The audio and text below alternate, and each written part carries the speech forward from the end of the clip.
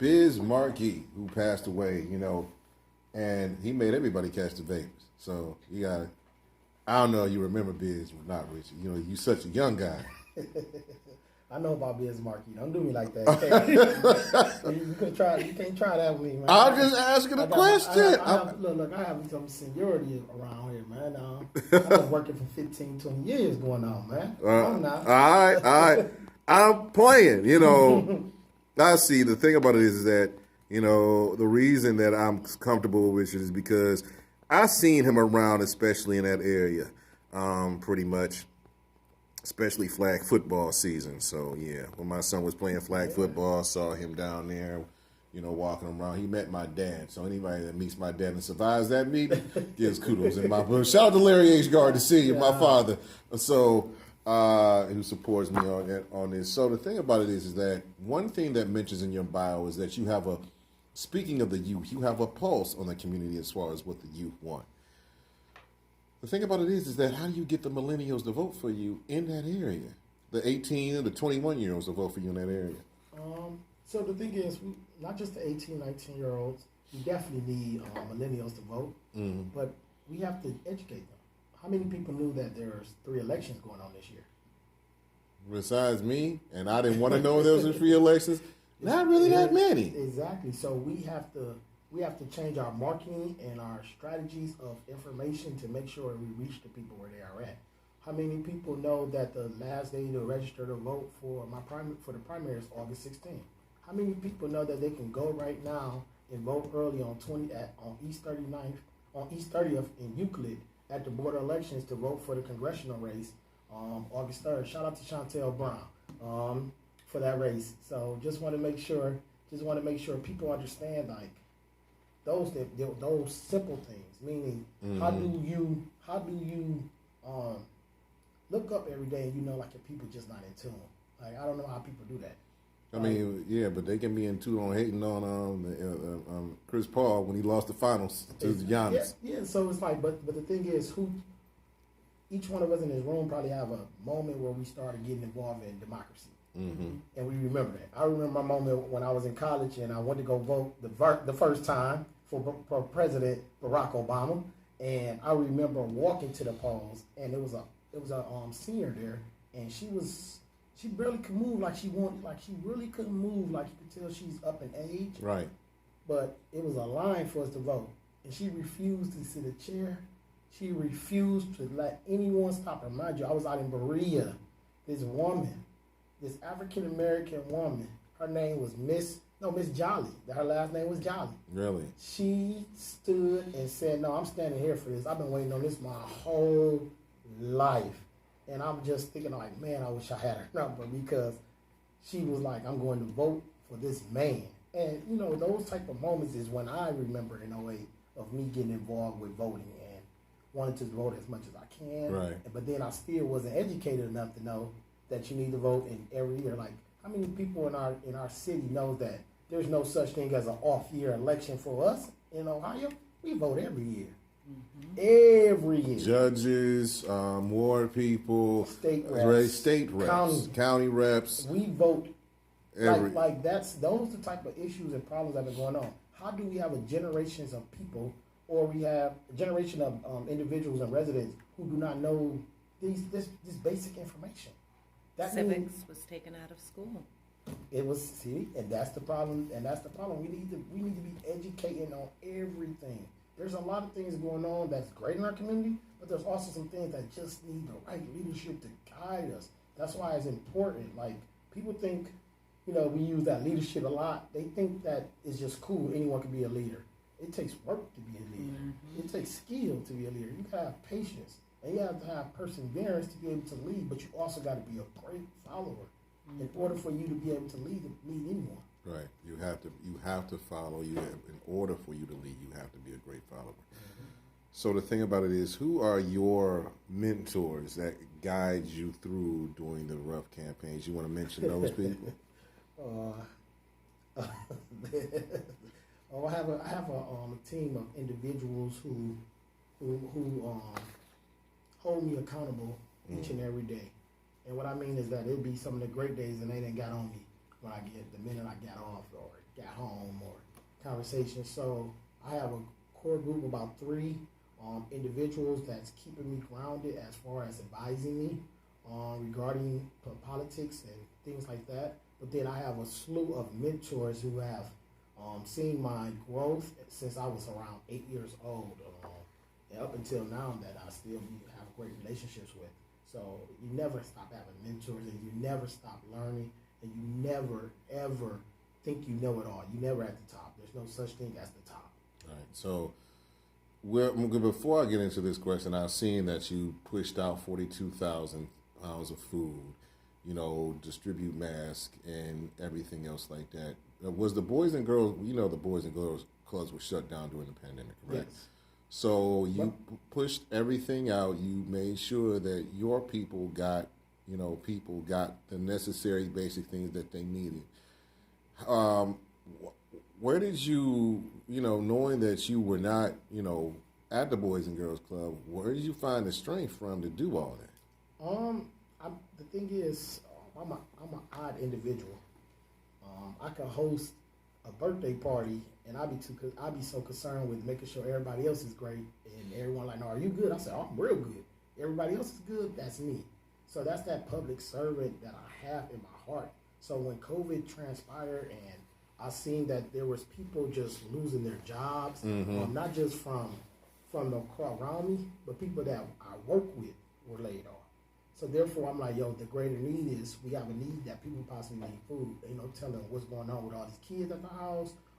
There's not that much help or services being provided. So I knew I had a great relationship with the food bank. And I seen food bank drop a flyer, and the flyer said that they were going to Unilot as well as different places on South Marginal to pass out different produce. And I just picked up the phone and called their manager and said, I know you're on that side of 55th, but we got another side you need to come to. Right. And from there on, we started receiving 400 boxes of 30 pounds of produce each and every Tuesday, in which I reached out and called some of my kids and some of my bros. Alpha Phi Alpha Fraternity Incorporated, the greatest. A in the building. You know how we do. All right. Start calling some of my bros, and we were just doing the work. It's all about the people. It's not about can we not, like we was faced adversity. Like we didn't know if we're going to come out of COVID or if we're going back into shutdown. Right. But at the end of the day, we know people are not their needs are not being met. And we know leadership hasn't done anything or even mentioned a way of providing. And let me make sure I say this one time. Go ahead. Leadership is not just because you can share stuff on social media. Let me just address that. All that I want to just share it. That ain't no leader. You got to get active. And what I mean is, whether you made that call and make something happen, whether you got up out your house or got up off your office to find out what needs to be addressed, you got to do something. But what the happening is people think like, I shared everybody's stuff on their social media. That means I support and I help. No. And that's why we need to educate. Like, there's more to do that. How about this? You look at people with all these followers and all these, on these social medias. And then you see people drop something about their campaign, but you get less interaction and less comments on that versus when you crack this funny joke or you share what Kevin Hart just did. Right. Or they too busy being on celebrities' page and saying happy birthday to them, but they won't even say something to you who's right next door to them. So just pay attention to that type of way. But we have to educate our people. Like, there's ways you can help within a campaign. You don't have to be the one that gives the maximum $1,500 donation. No, if you want to donate $25 to a campaign and you say, hey, I'm going to help you canvass this neighborhood, and since I live over here in this courtyard, I don't mind knocking these next 3 streets over and be responsible, but not just so much responsible, but I'm going to lead and teach people in these courtyards that we're going to vote, and I'm going to host a way to make sure, you get to meet the candidates or things like that. Leadership is not about the fact that leadership is not just hiding from the people. Leadership is like when residents are asking, can you host a forum? It's all about getting involved and you saying, yes, I'll be there to host. To have a conversation in a forum. I don't care which candidate is there or not. If people are asking me, want to ask me questions. And you look up in Cleveland's World 5 race, we can't get people to just, candidates. We can't even get candidates to just agree to have a forum. And what I mean by that is different activists from different neighborhoods, whether they're from Broadway, St. Hyacinth, Rainbow Terrace, a pastor, whether they're just any different leader, activists, community activists have asked, can we have a forum in Ward 5? And it's crazy that they just keep continuously say no. And that's would you be a part of a forum in Ward 5 if they had one? Just tell me the date. I changed the whole schedule. Just tell me the date. We call Jeannie up. We call the team up. Hey, make sure y'all clear everything off my schedule for this forum because we need to go meet with our people and we really want to hear what candidates have to say. And that's a problem when they don't even do that because they banking on 10% of the registered voters to come out and they hoping that 10% swings in favor of them. But we're gonna get out the vote this year. Well, here's the thing about and. Before I get to the low voter turnout, which is unfortunately prevalent in each and every ward, especially in Ward 5, when I share the information, you said information, brought up a very good point. Black media, this station and other stations that I'm on, how important is it for candidates? It's important to come. It's important to support black media. It's important to support one another. Like I'm a black man. At the end of the day, if I'm not going to reach and help support another black man, that's a problem. That is a problem. But you also see people just want to, what they say down is hate.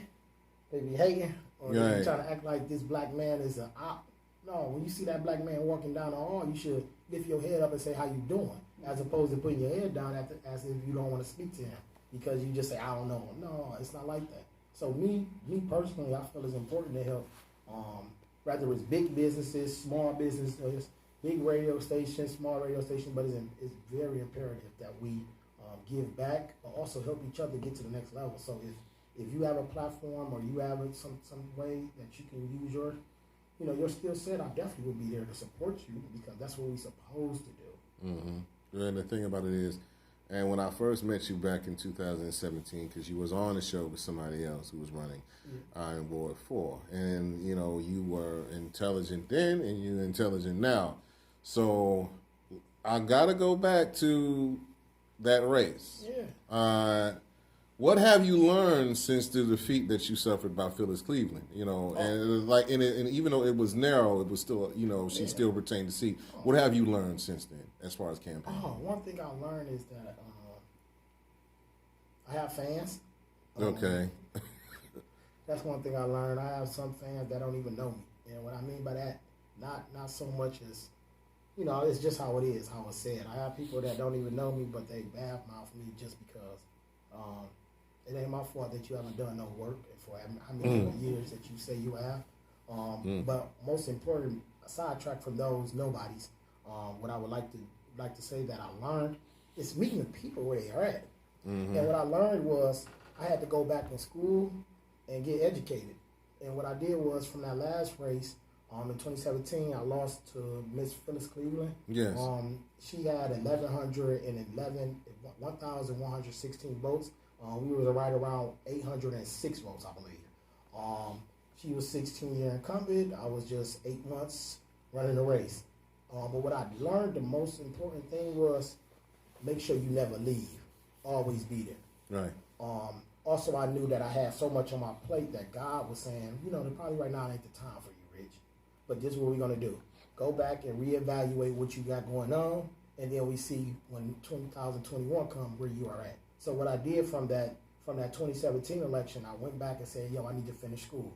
I went back, found out what I needed to do, got back in Baldwin Wallace, and ended up enrolled in that fall of 2018. I graduated with my bachelor's the fall of 2019.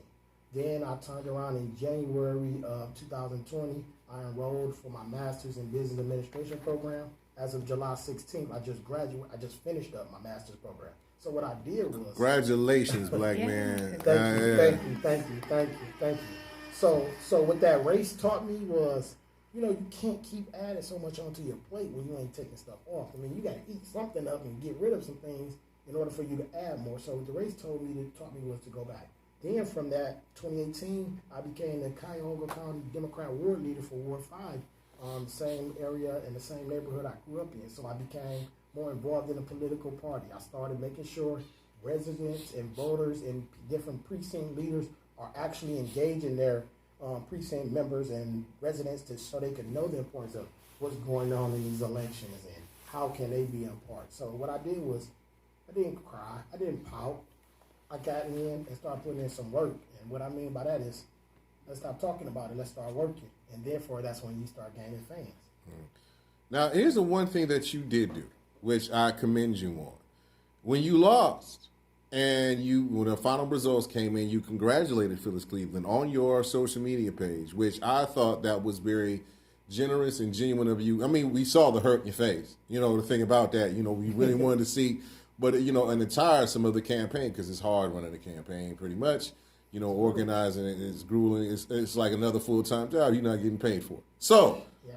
And the thing about it is, what you did was, no matter the outcome, you congratulated and you still put in the work and did the work in the community, and not only for yourself, but during the pandemic, you made sure that people had not only food, but masks and PPE, which is personal protection equipment. The mask are personal protection equipment. So, Marissa, you have anything to say about this young man's perseverance? Yes, so I definitely do have a great deal of respect for that, as far as, actually being genuine Thank you.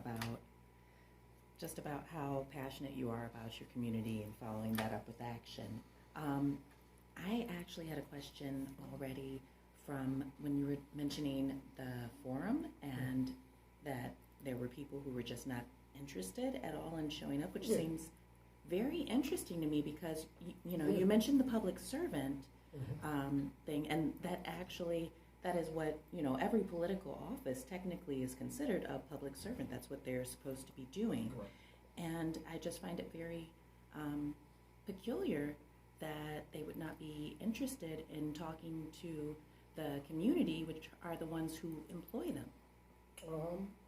The reason why I think it's interesting, and I agree with you on that part, that it's interesting that candidates running in Ward 5 have not agreed or to help, to come and be involved in the forum. They all turned it down. It's the same thing that was in 2017. Isn't that like Insanity. asking for a job and saying that I don't want to go to the interview? Insanity. Okay. So what it is, so what I take it as, the Cleveland Plain Dealer just recently endorsed myself, Richard Starr, for this race. Wow. Cleveland City Council. Congrats. So we are endorsed by the Plain Dealer. Wow. So thank you. When the Plain Dealer endorses you, that is a clear-cut sign that you're like, and the thing about it is like some endorsements the Plain Dealer throws, I'll be like, why? But, but in this case, they got it.